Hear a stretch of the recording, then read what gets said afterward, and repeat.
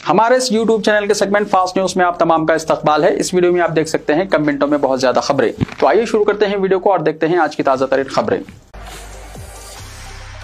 Operation रूप के तहत जेएचएमसी की कार्रवाइयां। ट्रैफिक को कम करने और पैदल चलने वालों के लिए जगह दोबारा हासिल करने के लिए ऑपरेशन रूप के तहत जेएचएमसी ने महकमा ट्रैफिक पुलिस के ताउन से शहर के मुख्तलिफ इलाकों में फुटपाथ पर कब्जे और रुकावटों के खात्मे के लिए खुसूसी मुहिम चलाई। दिसंबर 2024 और जनवरी 2025 के दौरान जेएचएमसी के मुख्तलिफ सर्कल्स में 744 कब्जों और रुकावटों को हटाया गया। इस मुहिम में जेएचएमसी के town planning department, traffic police और लॉ एंड ऑर्डर पुलिस के ओहदेदारों ने हिस्सा लिया। फुटपाथ पर या सड़क के हिस्से में पाई जाने वाली आर्जी रुकावटें जो आवाम के लिए मुश्किलात पैदा कर रही थी, पुलिस की मदद से हटाई जा रही हैं। इस इक़दाम से ट्रैफिक की रवानी में बेहतरी आएगी। दीवान द्योड़ी के कमर्शियल कॉम्प्लेक्स में बड़े पैमाने पर आग, कपड़ों की तकरीबन 30 दुकानें खाकिस्तर। पुराने शहर हैदराबाद के दीवान द्योड़ी में पीर की सुबह एक कमर्शियल कॉम्प्लेक्स में बड़े पैमाने पर आग लग गई। इमारत की चौथी मंजिल पर लगी आग तेजी से फैलती चली गई। इस आग ने तकरीबन 30 दुकानात को अपनी लपेट में ले लिया। इस वाक़े में कई करोड़ रुपए का नुकसान हुआ। दूसरी और तीसरी मंजिल पर कपड़े की दुकान में अचानक आग भड़क उठी। इत्तला मिलते ही पुलिस और फायर ब्रिगेड का अमला वहां पहुंच गया। फायर फाइटर के अमले ने काफी जिद्दोजहद के बाद आग पर काबू पा लिया। ताजिरों ने बताया कि इस वाक़े के नतीजे में बड़े पैमाने पर माली नुकसान हुआ है। हैदराबाद जिले फायर ओहदेदार वेंकैया ने बताया कि 1 बजे रात के बाद ये वाक़या पेश आया। 2 बजे के बाद फायर स्टेशन को आग के वाक़े की इत्तला मिली। फौरी तौर पर मुगलपुरा के साथ साथ दिगर स्टेशनों की 14 गाड़ियों के जरिए आग बुझाने का काम अंजाम दिया गया। आग बुझाने में फायर ब्रिगेड के अमले को काफी दुश्वारी का सामना करना पड़ा क्योंकि इस इलाके में तंग गलियां हैं। फायर ब्रिगेड के अमले ने मुत्तसिल इमारत पर चढ़कर पानी के इंतजाम को यकीनी बनाया। इमारत की दूसरी और तीसरी मंजिल पर ही आग लगी। इस वाक़े में किसी के झुलसने की कोई इत्तला नहीं है। इमारत की इन मंजिलों पर कपड़ों की दुकानात थी। आग लगने की वजह की जांच की जा रही है। रमजान के पेश नजर कपड़े की दुकानों के मालिकान नया स्टॉक लेकर आए, जिन्होंने इस वाक़े पर मायूसी का इजहार किया। पुलिस और फायर ब्रिगेड के अमले ने इमदादी कार्रवाइयां अंजाम दी। इब्तिदाई अंदाजे के मुताबिक माली नुकसान काफी ज्यादा हुआ है, जिसका तखमीना लगाया जा रहा है। पुलिस का ख्याल है कि आग शॉर्ट सर्किट की वजह से लगी है, ताहम इसकी जांच की जा रही है। इस सिलसिले में मामला दर्ज कर लिया गया। चेन छीनने की वारदातों पर काबू पाने के इक़दाम। डीसीपी साइबराबाद ने कहा, हैदराबाद में गुज़िश्ता चंद दिनों से रहज़नी की वारदातों में इजाफे के पेश नज़र साइबराबाद के डीसीपी नरसिम्हा ने वाज़ेह किया कि पुलिस सोने की चेन छीनने की वारदातों में इजाफे को देखते हुए इन पर काबू पाने के इक़दाम कर रही है। उन्होंने साथ ही कहा कि सेलफोन्स की चोरी की वारदातों को भी कंट्रोल किया जा रहा है। उन्होंने एक तेलुगु न्यूज़ चैनल से बात करते हुए निशानदही की कि सोने के चेन छीनने की वारदातों को डकैती की वारदातों की तरह समझा जाता है और इन्हीं दफात के तहत मुकदमा दर्ज किए जाते हैं। सड़कों पर चलने वाली खवातीन हाथ में सेलफोन पकड़े घूमने वालों को एहतियात करने की ज़रूरत है। हैदराबाद के करीब मशहूर मंदिर के चीफ पुजारी पर हिंदू इंतहा पसंदों का हमला। चीफ मिनिस्टर रेवंत रेड्डी की मजम्मत। हैदराबाद के करीब मोइनाबाद में वाक़ मशहूर मंदिर चिलकुरी बालाजी के चीफ पुजारी रंगाराजन पर हिंदू इंतहा पसंदों ने जुमे की रात हमला कर दिया। बताया जाता है कि 20 से ज़ायद हिंदू इंतहा पसंद, जिसकी क़यादत राघव रेड्डी नामी शख्स कर रहा था, मुल्क में रामराज के क़याम के लिए एक तहरीक शुरू की है और वो इस तहरीक में नौजवानों को भर्ती कर रहा है और हर नौजवान को 20,000 रुपये तनख्वाह भी अदा कर रहा है। जराये ने बताया कि 3 दिन पहले राघव रेड्डी और इसके साथी पुजारी रंगाराजन के मकान पहुंचकर रामराज तहरीक की तायद करने की दरख्वास्त की। ताहम पुजारी ने तायद से इनकार कर दिया, जिस पर राघव रेड्डी और उसके साथियों ने पुजारी रंगाराजन पर हमला कर दिया। पुलिस ने मुकदमा दर्ज करके राघव रेड्डी को गिरफ्तार कर लिया। इसी दौरान चीफ मिनिस्टर रेवंत रेड्डी ने चिलकुरी बालाजी मंदिर के चीफ पुजारी रंगाराजन पर हमले के वाक़े पर गहरी तशवीश का इजहार किया। चीफ मिनिस्टर ने रंगाराजन से फोन पर बात की और उनकी खैरियत दरियाफ्त की। रेवंत रेड्डी ने वाज़ेह किया कि हुकूमत ऐसे हमलों को हरगिज़ बर्दाश्त नहीं करेगी। उन्होंने पुलिस ओहदेदारों को हमलावरों के खिलाफ सख्त कार्रवाई करने की हिदायत दी है। हैदराबाद में पुजारी पर कातिलाना हमला, खवातीन समेत मुलजिमीन गिरफ्तार। पुलिस ने बताई हमले की वजह। हैदराबाद के मुज़ाफ़ात में चिलकुर बालाजी मंदिर के हेड पुजारी पर कातिलाना हमले के मामले में पुलिस ने मुलजिमीन को गिरफ्तार कर लिया। 2 खवातीन समेत जुमला 6 अफराद को गिरफ्तार किया गया है। मुलजिमान का ताल्लुक खम्बम और निज़ामाबाद से है। असल मुलजिम वीरा राघव रेड्डी को भी हिरासत में ले लिया गया है। राजेंद्र नगर के डीसीपी CH श्रीनिवास ने चिलकुर बालाजी मंदिर के हेड पुजारी रंगाराजन पर हमले के वाक़े के सिलसिले में अहम बयान दिया है। उन्होंने बताया कि मुलजिमीन ने रंगाराजन से मुतालबा किया कि वो इनकी माली मदद करें और राम राज्यम आर्मी में शामिल हों और दूसरों को भी इसकी तरगीब दें। जब उन्होंने ऐसा करने से इनकार कर दिया तो इन पर हमला किया गया। पुलिस के मुताबिक मुलजिम वीरा राघव रेड्डी ने साल 2022 में सोशल मीडिया प्लेटफॉर्म बशमूल फेसबुक पर राम राज्यम आर्मी की बुनियाद रखी और यूट्यूब चैनल शुरू किया। इसने भगवत गीता के श्लोक पोस्ट किए और लोगों को हिंदू धर्म की हिफाजत के लिए राम राज्यम आर्मी में शामिल होने की तरगीब दी। इसने ये भी ऐलान किया कि जो अफराद 1 सितंबर 2024 से 31 दिसंबर 2024 के दरमियान रजिस्टर होंगे, इन्हें राम राज्यम आर्मी में भर्ती किया जाएगा और इन्हें 20,000 रुपये माहाना तनख्वाह दी जाएगी। इस पोस्ट के बाद 25 अरकान ने 24 जनवरी 2025 को पहले मुलजिम से तिनको में मुलाकात की। 4 दिन वहां क़याम करने के बाद उन्होंने मुकामी दर्जी से यूनिफॉर्म सिलवा लिए। 6 फरवरी 2025 को यूनिफॉर्म मिलने के बाद वो हैदराबाद के याप्राल में एक मकान में जमा हुए और तंजीम के पस मंजर के साथ यूनिफॉर्म में तस्वीर और वीडियोस बनाई और इसके बाद उन्होंने मंदिर के पुजारी पर हमला किया। के.टी. रामाराव ने चलकुरू बालाजी मंदिर के चीफ पुजारी रंगाराजन पर हमले की मजम्मत की। बीआरएस के कारगुजार सदर के.टी. रामाराव ने चलकुरू बालाजी मंदिर के चीफ पुजारी सी.एस. रंगाराजन पर हमले की सख्त मजम्मत करते हुए इसे रियासत में अमन अमान की बिगड़ती हुई सूरत हाल का अक्कास करार दिया। के.टी. रामाराव ने पीर के रोज जख्मी पुजारी की इयादत की और बीआरएस पार्टी की तरफ से मुकम्मल ताउन का यकीन दिलाया। इस वाक़े पर अपने गम गुस्से का इजहार करते हुए के.टी. ने कहा कि रंगाराजन पर हमला एक घिनौना अमल और मंदिर के पुजारी की तरफ से दी गई खुदाई खिदमत की तौहीन है। नए राशन कार्ड्स के लिए मी सेवा मराकज़ पर ऑनलाइन दरख्वास्तों का अदखाल। महकमा सिविल सप्लाईज ने रियासत में नए राशन कार्ड्स की जराई के लिए दरख्वास्तों के अदखाल की सहूलत फराहम की है। हुकूमत ने 2 दिन पहले मी सेवा मराकज़ पर नए राशन कार्ड के लिए ऑनलाइन दरख्वास्तों के अदखाल की सहूलत का ऐलान किया था, लेकिन चंद घंटों में मी सेवा सेंटर्स पर वेबसाइट बंद कर दी गई। अवाम में बेचैनी को देखते हुए मुख्तलिफ गोशों से हुकूमत को नुमाइंदगी की गई, जिसके बाद कल शाम 4 बजे से मी सेवा मराकज़ पर नए राशन कार्ड्स के लिए वेबसाइट ओपन कर दी गई। अवाम अपने करीबी मी सेवा मराकज़ पर राशन कार्ड के लिए दरख्वास्तें दाखिल कर सकते हैं। महकमा सिविल सप्लाईज ने दरख्वास्तों के अदखाल की आखिरी तारीख का सरकारी तौर पर ऐलान नहीं किया है, ताहम मी सेवा मराकज़ के जिम्मेदार 28 फरवरी तक सहूलत का तयक़ुन दे रहे हैं। वेबसाइट के आगाज़ के साथ ही शहर के तमाम मी सेवा मराकज़ पर दरख्वास्तों के अदखाल के लिए आवाम का हुजूम देखा जा रहा है। मर्द और ख़वातीन कतार में अपनी बारी का इंतजार कर रहे हैं। नए राशन कार्ड के लिए अरकान खानदान के आधार कार्ड, बरक़ी बिल और गैस बिल की तफसीलात दाखिल की जानी चाहिए। मी सेवा मराकज़ पर सिविल सप्लाईज महकमे का वेबसाइट दरख्वास्तों की कबूलियत में तकनीकी मसाइल से दो चार है। वक्फे से सर्वर डाउन की शिकायत मिल रही है। हर दरख्वास्त गुजार के तमाम दस्तावेजात स्कैन करके डाउनलोड करना है और डाउनलोड मरहले में सर्वर अचानक डाउन हो जाने से एक दरख्वास्त के अदखाल में काफ़ी वक्त लग रहा है। मी सेवा मराकज़ के जिम्मेदारों ने महकमे सिविल सप्लाई से अपील की है कि सर्वर में तकनीकी दुश्वारियों को दूर करें ताकि दरख्वास्तों का ऑनलाइन अदखाल कम वक्त में मुकम्मल किया जा सके। बताया जाता है कि वेबसाइट पर साबिक़ में दाखिल की गई दरख्वास्तों में तरमीम और तब्दीली की गुंजाइश भी है। वाज़ेह है कि हुकूमत ने पर्दा पालना प्रोग्राम के तहत राशन कार्ड के लिए दरख्वास्तें वसूल की थी और ग्रेटर हैदराबाद के हुदूद में लाखों की तादाद में दरख्वास्तें दाखिल की गई। हुकूमत ने 26 जनवरी से कार्ड्स की जराई का ऐलान किया था, लेकिन तकनीकी वजूहात की वजह से नए राशन कार्ड्स अभी तक जारी नहीं किए गए। हुकूमत ने वार्ड दफातर में नए राशन कार्ड्स की दरख्वास्तें कबूल करने का फैसला किया था, लेकिन दोबारा मी सेवा मराकज़ की वेबसाइट को खोल दिया गया है ताकि ऑनलाइन दरख्वास्तें दाखिल की जा सकें। शब बारात के पेश नज़र जेएचएमसी से कब्रस्तानों की सफाई। शब बारात के मौके पर हैदराबाद के कब्रस्तानों की सफाई के कामों को जेएचएमसी की जानिब से किया जा रहा है। जेएचएमसी ने मलबे की सफाई, झाड़ियों की सफाई, झाड़ियों को तराशने और कब्रस्तानों में मुनासिब रोशनी और पानी की सहूलत को यकीनी बनाने के काम को तेज कर दिया है। कब्रस्तानों की सफाई के काम को ठेकेदारों को दिया गया है। बास इलाकों में काम तेजी से किया जा रहा है तो बास मुकामात पर काम की तकमील पर खदशात का इजहार किया गया है।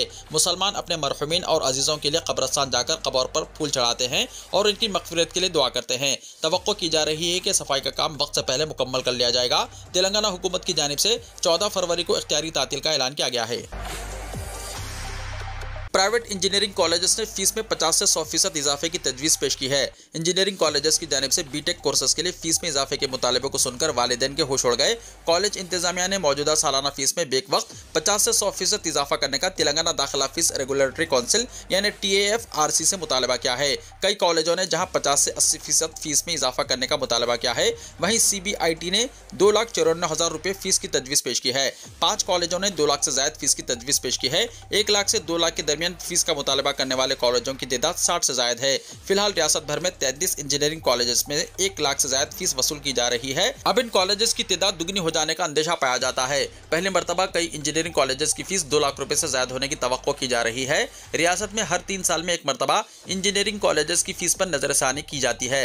फिलहाल तालीमी साल में अमल होने वाली फीस साल 2022 में मुकर्रर की गई थी। ये फीस साल 2022-23, 23-24 और 24-25 के दौरान तलबा और तालिबात से वसूल की गई थी। जारिया साल उस फीस की मुद्दत पूरी हो रही है। आइंदा तालीमी साल 2025-26 से नए फीस स्ट्रक्चर पर अमल किया जाने वाला है, जो 3 साल यानी साल 2025-26, 26-27 और 27-28 में दाखिला लेने वाले तलबा के लिए अमल में रहेगा। नई फीस के लिए 157 प्राइवेट इंजीनियरिंग कॉलेजेस में TAFRC में दरख्वास्तें दाखिल की हैं। साल 2021-22, 22-23 और 23-24 के मालियाती साल में आमदनी अखराजात पर मुश्तमिल ऑडिट रिपोर्ट पेश की गई है, जिसका ऑडिटर की जानिब से जायजा लिया जा रहा है। कॉलेजेस में अमले की तनख्वाहें, इंतजामी अखराजात के अलावा दीगर अखराजात की बुनियाद पर फीस में इजाफा करने का कमेटी फैसला करती है।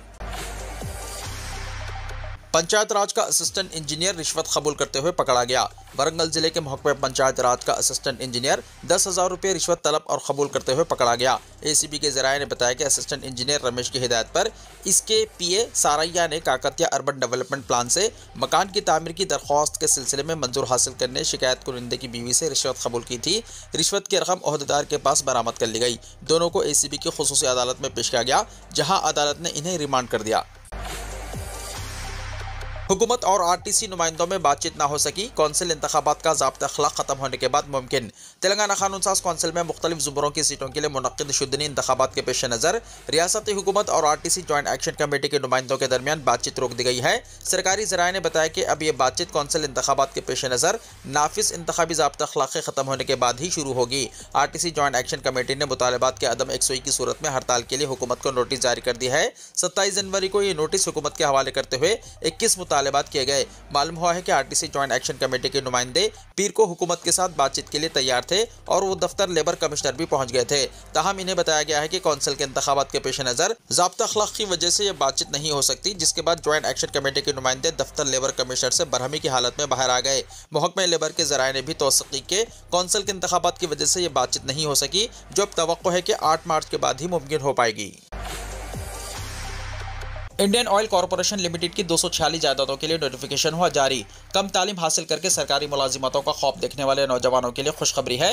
मरकजी हुकूमत के public sector Indian oil corporation limited में 246 जायदादों पर तकर्रुरात के लिए नोटिफिकेशन जारी किया गया है। Junior operator grade 1 215, junior attendant grade 1 23, junior business attendant grade 3 8 है। मज़कूरा शोबों में ये जायदादें मखलूआ हैं। दरख्वास्त दाखिल करने की आखिरी तारीख 14 फरवरी है। जूनियर ऑपरेटर जायदादों पर तकर्रुर के लिए 10th क्लास कामयाब होना ज़रूरी है। इसके अलावा मुतल्लका ITI ट्रेड में भी क्वालिफाई होना लाजमी है। जूनियर अटेंडेंट जायदादों के लिए इंटरमीडिएट कामयाब होना ज़रूरी है। जूनियर बिजनेस अटेंडेंट जायदादों के लिए हुकूमत की मुसल्लमा यूनिवर्सिटियों से ग्रेजुएशन मुकम्मल करना ज़रूरी है।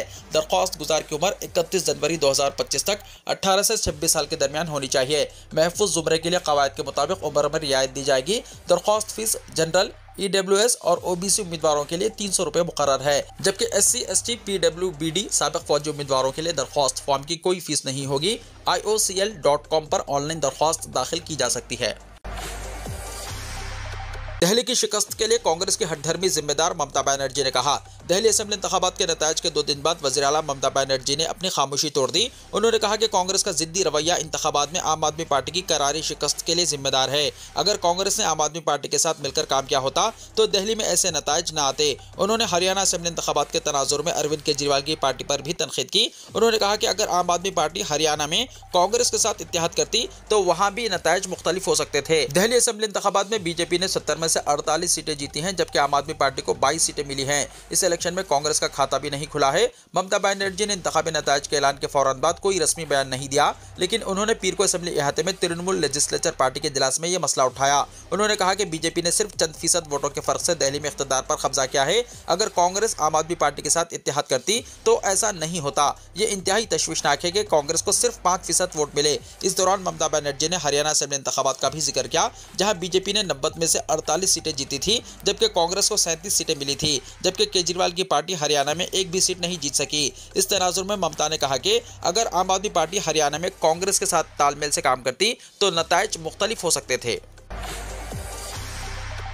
सऊदी अरब के कई इलाकों में सर्दी की लहर जारी। रियाज का मौसम भी हुनूस सर्द। इमसाल सऊदी अरब में मौसम सरमा कुछ ज़्यादा ही तवील हो गया है। सऊदी अरब में मौसमियात के कौमी मरकज़ का कहना है कि मुमलिकत के बेशतर इलाकों में सर्दी की लहर जारी रहने का इम्कान है। सऊदी खबर रिसा एजेंसी SPA के मुताबिक कम से कम दर्जा हरारत 0 से -3 डिग्री सेंटीग्रेड तक रहेगा। कौमी मरकज़ ने मुमलिकत के शुमाली इलाके में धुंध का भी इम्कान जाहिर किया। मौसमियाती रिपोर्ट में कहा गया है कि हुदूद अश-शमालिया की तरफ गवर्नरेट में सबसे कम दर्जा हरारत -2 डिग्री सेंटीग्रेड रिकॉर्ड किया गया। गया। बयान में खबरदार किया गया है कि तरीफ का इलाका इतवार से शुरू होने वाली सर्दी की लहर से मुतासिर हुआ। तवक्को है कि लहर हफ्ते के आखिर तक जारी रहेगी। तरीफ इन दिनों सर्द मौसम की जद में है। हज के लिए बच्चों को ले जाने पर सऊदी हुकूमत की पाबंदी। हिंदुस्तान समेत 14 ममालिक की वीज़ा उसूलों में तब्दीलियां। सऊदी अरब में जब हर साल फरीज़े हज अदा किया जाता है तो इस दौरान कई अफराद अपने साथ छोटे बच्चों को भी ले जाते हैं, लेकिन अब वो ऐसा नहीं कर पाएंगे क्योंकि सऊदी अरब ने इस पर पाबंदी आयद कर दी है। सऊदी अरब की वजारत बराए हज व उम्रा ने फैसला किया है कि अब छोटे बच्चों को हज की इजाज़त नहीं दी जाएगी। यह फैसला हर साल हज के दौरान बढ़ती हुई भीड़ को पेश नज़र रखते हुए लिया गया है। बच्चों को तहफ़्फ़ुज़ फराहम करने के मकसद से यह कदम वजारत हज व उम्रा ने उठाया है। सऊदी अरब के जरिए अपने वीज़ा उसूलों में कुछ बड़ी तब्दीलियां भी की गई हैं, जो कि खास तौर से 14 ममालिक के लिए हैं। मौसूला इत्तिला के मुताबिक हुकूमत सऊदी अरब ने 14 ममालिक के साथ सयाहत, तिजारत और फैमिली इसफार के लिए 1 साल के मल्टीपल एंट्री वीज़ा यानी 1 से ज़्यादा मरतबा दाखिले की इजाज़त वाला वीज़ा को गैर मुअय्यना मुद्दत के लिए मुअत्तल कर दिया है। इस नए वीज़ा उसूलों से हिंदुस्तान, पाकिस्तान, अल्जीरिया, बांग्लादेश, मिस्र, इथियोपिया, इंडोनेशिया, इराक, उर्दून, मराकश, नाइजीरिया, सूडान, तिब्बत और यमन असरअंदाज होंगे। नए उसूलों के तहत इन ममालिक के लोग सिर्फ सिंगल एंट्री वीज़ा के लिए दरख्वास्त दाखिल कर सकते हैं, जो कि 30 दिनों के लिए काबिल कबूल होगा। काबिल जिक्र है कि सऊदी अरब हज उम्रा से मुताल्लिक़ अपने उसूलों में तब्दीलियां करता रहता है। साल 2024 में सऊदी अरब ने उम्रा के दौरान मस्जिदुल हराम के पास हुजूम होने के सबब फोटोग्राफी से लोगों को बचने का मशवरा दिया था। वजारत ने बगैर इजाज़त किसी की तस्वीर लेने और ज़्यादा देर तक मस्जिदुल हराम के पास फोटोग्राफी करने से परहेज़ करने को कहा था। इस दरमियान सऊदी अरब में हज के लिए रजिस्ट्रेशन का अमल भी शुरू हो गया है। सऊदी अरब की हज उम्रा वजारत का कहना है कि साल 2025 में उन्हीं लोगों को तरजीह दी जाएगी जो पहली मरतबा हज करने आए हैं। बच्चों पर पाबंदी भी इसी वजह से लगाई गई है कि इन्हें भीड़ भाड़ में होने वाली मशक्क़तों से बचाया जा सके। हज 2025 के लिए रजिस्ट्रेशन शुरू हो चुका है और सऊदी अरब के शहरी और वहां मुक़ीम अफराद नुसुक ऐप के जरिए या सरकारी ऑनलाइन पोर्टल के जरिए अपना रजिस्ट्रेशन करा सकते हैं। दरख्वास्त दहिंदे को अपनी जानकारी की तस्दीक कराने के साथ ही इनके साथ सफर करने वाले का भी रजिस्ट्रेशन करना होगा। अमेरिका के बाद अब बरतानिया में भी गैर मुक़ीम अफराद के खिलाफ कार्रवाई। अमेरिका में गैर कानूनी तौर पर मुक़ीम गैर मुल्की अफराद के खिलाफ सख्त कार्रवाइयाँ की जा रही हैं। अमेरिकी सदर डोनाल्ड ट्रंप की सख्त पॉलिसी के बाद हिंदुस्तान समेत कई ममालिक के गैर कानूनी मुहाजिरीन को अमेरिका से मुल्क बदर किया जा चुका है। तहम अमेरिका दुनिया का वाहिद मुल्क नहीं है जहाँ गैर कानूनी मुहाजिरीन के खिलाफ कार्रवाइयाँ की जा रही हों। बरतानिया में भी इस हवाले से मुसलसल छापामारी की जा रही है और मुल्क में गैर कानूनी तौर पर काम करने वाले अफराद को गिरफ्तार किया जा रहा है। रिपोर्ट्स के मुताबिक इन गैर कानूनी अफराद में कई हिंदुस्तानी भी शामिल हैं। हालांकि हिंदुस्तानी शहरियों की तादाद के बारे में अभी तक कोई वाज़ेह मालूमात फराहम नहीं की गई हैं। मीडिया की रिपोर्ट में कहा गया है कि बरतानिया ने साल 2025 के जनवरी में 600 से ज़्यादा गैर कानूनी मुहाजिरीन को गिरफ्तार किया था और इसके लिए तकरीबन 800 मुकामात पर छापेमारी की गई थी। बरतानिया के महकमे दाखिला यानी होम ऑफिस ने गैर कानूनी मुहाजिरीन के बारे में ताज़ा तरीन डेटा जारी किया है, जिसके मुताबिक जुलाई से लेकर अब तक 3930 अफराद को गिरफ्तार किया जा चुका है।